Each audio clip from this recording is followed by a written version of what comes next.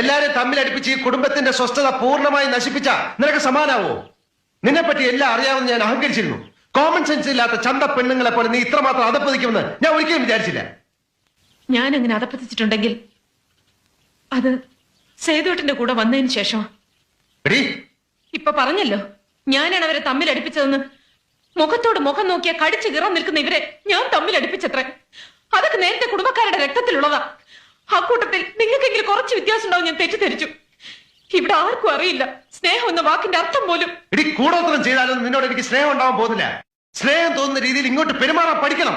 എല്ലാരും അത് പഠിക്കണം. നീ ഉദ്ദേശിക്കുന്ന സ്നേഹം എന്തോന്നാ? നേരം വെളുക്കുമ്പോ തൊട്ട് രാത്രി വരെ നിന്നെ കെട്ടിപ്പിടിച്ചോണ്ട് ആ കട്ടിൽ കിടക്കുന്നോ? അതോ നീ പറയുന്ന പമ്പര വിട്ടിത്തരങ്ങളൊക്കെ കേട്ട് ആസ്വദിച്ച് ഒരു മണ്ടനെ പോലെ പൊട്ടിച്ചിരിക്കുന്നോ? കല്യാണം കഴിച്ചുകൊണ്ട് മാത്രം സ്നേഹം ഉണ്ടാവില്ല.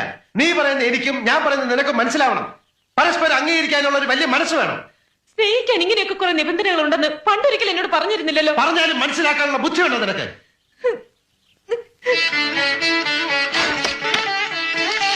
ബുദ്ധിയില്ലാത്ത എന്നെ നീ എന്റെ തേനാണ്, പാലാണ്, ചക്രക്കുടാണെന്നൊക്കെ പറഞ്ഞ് പുകഴ്ത്തിയിരുന്നു നിങ്ങൾക്കിപ്പോ.